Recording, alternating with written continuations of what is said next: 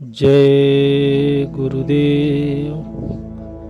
परम पूज्य स्वामी जी महाराज ने सत्संग सुनाते हुए कहा कि अपनी वर्तमान अवस्था को सुधारने के लिए सबसे पहले हमें यह समझना चाहिए कि कौन से विचार और कर्म हमें शांति और सामंजस्य की अवस्था की ओर ले जाते हैं। हमारी इच्छाएं विचारों को दिशा देती हैं और विचार हमारे कर्मों को निर्धारित करते हैं। कोई भी कार्य करने से पहले एक इच्छा, एक इरादा, एक प्रेरणा की तरंग मन में उठती है।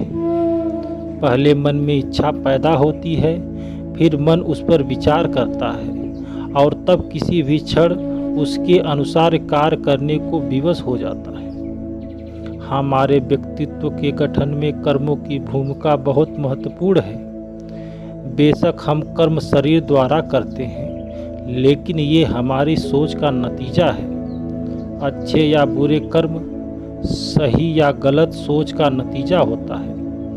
विचार ही हमारी सफलता या असफलता का मूल आधार होते हैं। हमारी सोच ही हमारे दृष्टिकोण ढालती है, फिर हमारा दृष्टिकोण ही तय करता है कि हम सुखी हैं या दुखी।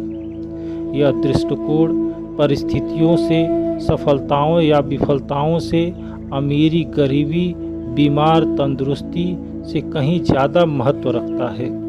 यदि हमारा दृष्टिकोण सकारात्मक है तो हम बुरी से बुरी परिस्थितियों को भी अपने हित में बदल लेंगे।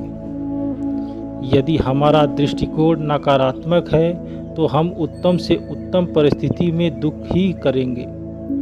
इसलिए जीवन में सुख या दुख हमारी परिस्थितियों का ही परिणाम है। वास्तव में हमारे जीवन का चित्र वैसा ही बनता है जैसा रंग हम उसमें भरते हैं। हमारी प्रतिक्रिया ही जिंदगी का आधार देती है। अच्छे कर्मों का परिणाम सुख ही देता है, दुख नहीं देता। बुरे कर्मों का परिणाम दुख देता है, सुख नहीं देता। मन कंप्यूटर की तरह काम करता है, जिसमें जो कुछ भी भरा जाता है वह स्क्रीन पे नज़र आता है।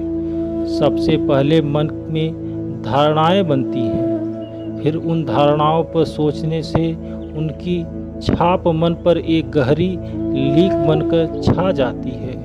यह लीकें इतनी गहरी हो जाती हैं कि हम उनके अनुसार पूर्व नियोजित ढंग से कार्य करने पर बाध्य हो जाते हैं। इसलिए यह बहुत ज़रूरी है कि हम अपनी सोच के प्रति सतर्क रहें। अपने विचारों पर हमें कड़ी नज़र रखनी चाहिए और केवल उन्हीं विचारों को पनपने देना चाहिए जो एक सही दृष्टिकोण को विकसित करे तथा जो हमें ऐसे कार्य करने से के लिए प्रेरित करे जिसमें हमारी भलाई हो। प्रत्येक कर्म की प्रतिक्रिया होती है।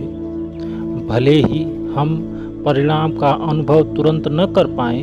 मिसाल के तौर पे शराब पीकर जब कोई मदहोश हो जाता है तो उससे उसका प्रभाव अगले दिन ही महसूस होता है। लेकिन शराब पीने की बात केवल शराब के प्रभाव तक ही सीमित नहीं है। अब जो भी बुरे कर्म उसने मदहोशी की हालत में किए, उनके हिसाब से उसे दुखदायी और भयंकर परिणाम भोगने पड़ते हैं। उसे जेल हो सकती है या उसकी जान भी जा सकती है। यही नियम एक अच्छे कर्म पर भी लागू होते हैं।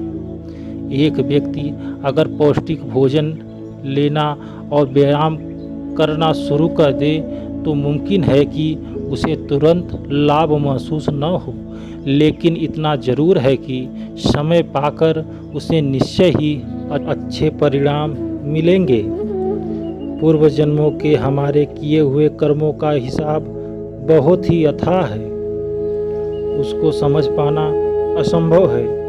जब हम किसी देहधारी संत या सच्चे आध्यात्मिक गुरु के संपर्क में जाते हैं और उनकी हिदायत पर चलते हैं, तब हमें यह एहसास होने लगता है कि किस तरह हमारे पिछले कर्मों ने हमारी वर्तमान की स्थितियों का रूप ले लिया है।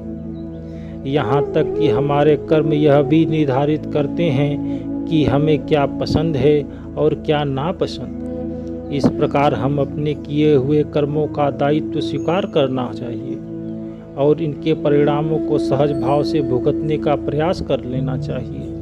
आध्यात्मिक अभ्यास द्वारा धीरे धीरे हम उन कर्मों की गांठ खोल लेते हैं जो हमें पिछले कर्मों से बांध रखी है। हम अपनी प्रतिक्रियाओं को नियंत्रण रखने में सक्षम हो जाते हैं और उन बुरे कर्मों से बच जाते हैं जो भविष्य में हमारे जीवन में उलझनों को पैदा कर सकती हैं। जय गुरुदेव।